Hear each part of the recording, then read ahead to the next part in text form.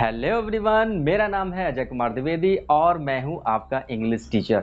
बच्चों, इससे पहले की वीडियो में हम लोग क्लास 8 की second book it's so happened का लेसन नंबर 8 जलेबीज के फर्स्ट पार्ट को कंप्लीट कर चुके हैं और आइए जल्दी से इसके सेकंड पार्ट को भी कंप्लीट कर लेते हैं। बच्चों, इससे पहले की वीडियो में मैंने आपको बताया था अहमद नदीम कासमी के बारे में। जी हाँ बच्चों, वही हैं इस स्टोरी के ऑथर या राइटर या नरेटर, और उन्होंने अपनी ही इस स्टोरी को इस लेसन में बहुत अच्छे से डिस्क्राइब किया है। उन्होंने ये बताया है कि जब वो छोटे थे और 5th स्टैंडर्ड में पढ़ा करते थे तो उनके पेरेंट्स ने उन्हें 4 रुपीज़ दिए थे फीस को डिपॉजिट करने के लिए, लेकिन किस तरीके से उन कॉइन्स में 4 रुपीज़ के कॉइन्स में और इनके बीच में डिबेट होती है और डिबेट में ये हार जाते हैं और 4 रुपीज़ को स्पेंड कर देते हैं जलेबीज़ को खाने में। और उन्होंने ये सोचा था कि जो 4 रुपीज़ उन्हें स्कॉलरशिप मिलेगी उस स्कॉलरशिप के पैसे से अपनी फ़ीस को डिपॉजिट कर देंगे, जो कि नेक्स्ट डे स्कॉलरशिप मिलने वाली थी। लेकिन क्या इन्हें स्कॉलरशिप मिली और इन्होंने अपनी फ़ीस को डिपॉजिट किया या नहीं किया? क्या इन्हें पनिशमेंट मिला फ़ीस ना जमा करने पर? इन सब बातों को जानने के लिए तो हम लोगों को we have to read the very second part of the lesson jalebis. तो आइए let's begin the story, the second part of the stories of jalebis.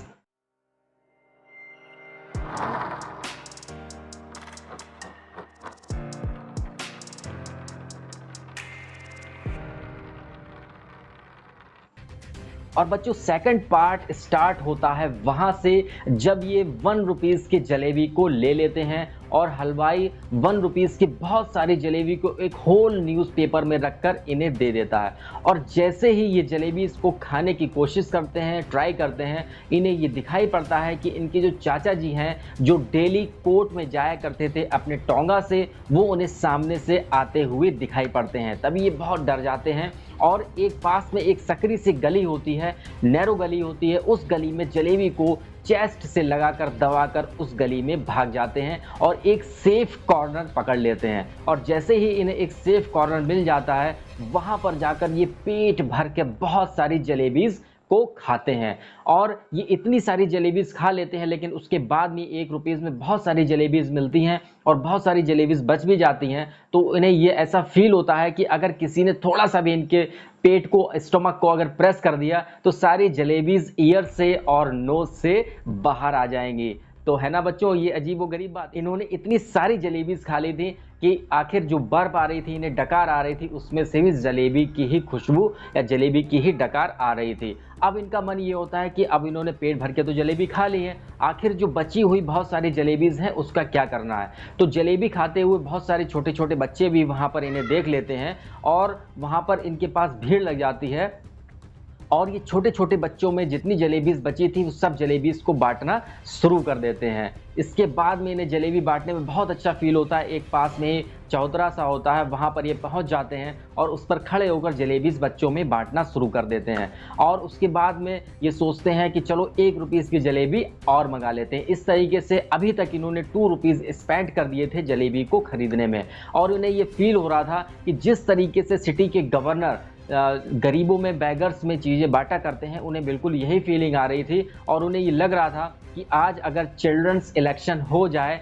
तो सभी लोग इन्हें वोट करेंगे और असेंबली की टिकट तो इन्हें मिल ही जाएगी। तो ये अपने आप में बहुत खुश हो रहे थे। एक ऊंचे चौतरे पर पहुंच जाते हैं और 2 रुपीज़ की जलेबी को बांट देते हैं। अब इनके पास 2 रुपीज़ के कॉइन और बचे थे, वो 2 रुपीज़ को भी जलेबीज़ में स्पेंड कर देते हैं। 2 रुपीज़ की जलेबी लेकर आते हैं और बैगर्स में और सभी बच्चों में वहाँ पर बांट देते हैं। बहुत सारी भीड़ लग जाती है। जब लोग देखते हैं कि कोई बच्चा जलेबी बांट रहा है तो सभी लोग जलेबी खाने के लिए दौड़ते हुए इनके पास आ जाते हैं और टोटल 4 रुपीज़ के कॉइन्स को स्पेंड कर देते हैं जलेबी को खरीदने में और बैगर्स में बांटने में।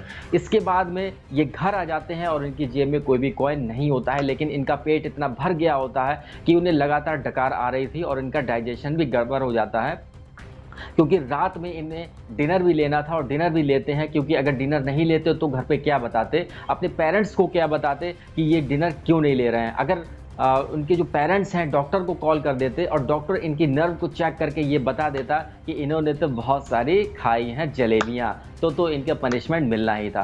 खैर किसी तरीके से इनकी रात बीतती है। रात बिल्कुल ये जलेबी की तरह है, मुड़े हुए लेटे रहते हैं, इनके स्टमक में भी पेन हो रहा था।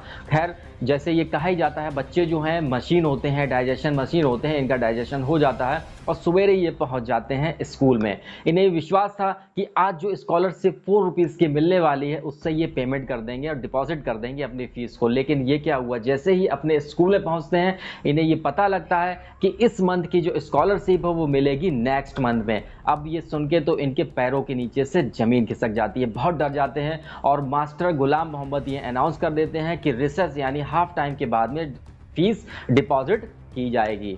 लेकिन इसके बाद में वो डर जाते हैं और स्कूल से भाग जाते हैं और ईश्वर से, अल्लाह मियाँ से ये प्रेयर करते हैं कि किसी तरीके से 4 रुपीज़ का कॉइन्स इसके पॉकेट में आ जाए और मैं सभी से सॉरी बोल दूंगा और मैं इस 4 रुपीज़ को फीस डिपॉजिट करने में ही यूज़ करूंगा। लेकिन 4 रुपीज़ कहाँ से आने वाले थे। फिर ये डरते हुए पहुंच जाते हैं रेलवे ट्रैक के किनारे और इन्हें याद आता है कि इनके जो बड़े ब्रदर्स थे और रिलेटिव्स थे उन्होंने ये कहा था कभी भी रेलवे ट्रैक को क्रॉस नहीं करना। लेकिन डर के मारे ये तो रेलवे ट्रैक की तरफ पहुंच जाते हैं और वहीं पर बैठकर काफ़ी सोचते हैं कि किसी तरीके से मेरे पास अगर कॉइन्स आ जाते तो मैं अपनी फ़ीस को डिपॉजिट कर जाता। बस इसी चक्कर में, इसी डिबेट में अब अपने मन से ये डिबेट कर रहे हैं कि अब मेरा क्या होगा, अब तो मुझे पनिशमेंट मिलेगी जब फीस नहीं जमा होगी और घर पे भी पता लगेगा, स्कूल में पता लगेगा, तो मेरी जो रेपुटेशन स्कूल में बनी हुई है वो भी बहुत खराब हो जाएगी। तो यही सब डिबेट चल रही है और बच्चों यहीं पर ये सेकंड पार्ट हो जाता है फिनिश। नेक्स्ट पार्ट में क्या हुआ वो तो हमें लोगों को पता लगेगा नेक्स्ट वीडियो में, जब मैं आपको पढ़ाऊंगा इस लेसन का थर्ड एंड लास्ट पार्ट। तो बच्चों जरूर पढ़िएगा थर्ड एंड लास्ट पार्ट को जानने के लिए कि आखिर जो नरेटर हैं, ऑथर हैं जलेबीज लेसन के, इनके जो बचपन की ये कहानी है उसका एंड क्या होता है, किस तरीके से अपनी फीस को मैनेज करते हैं, क्या इन्हें स्कॉलरशिप मिलती है या नहीं मिलती है, इन्हें पनिशमेंट मिलता है या नहीं मिलता है। इन सब बातों को जानने के लिए तो आपको the very third part of the jalebis देखना ही पड़ेगा। तो बच्चों हर बार की तरह मैं आपसे फिर से यही कहूँगा कि अगर आपको कहीं पर भी कोई प्रॉब्लम हो रही है, कोई दिक्कत है, कोई परेशानी है, आप मुझे फ़ोन कर सकते हैं, कमेंट कर सकते हैं, ऑडियो मैसेज भी कर सकते हैं। और अगर आपको हमारा वीडियो अच्छा लग रहा है तो प्लीज़ हमारे वीडियो को लाइक करिएगा, कॉमेंट्स करिएगा, शेयर करिएगा।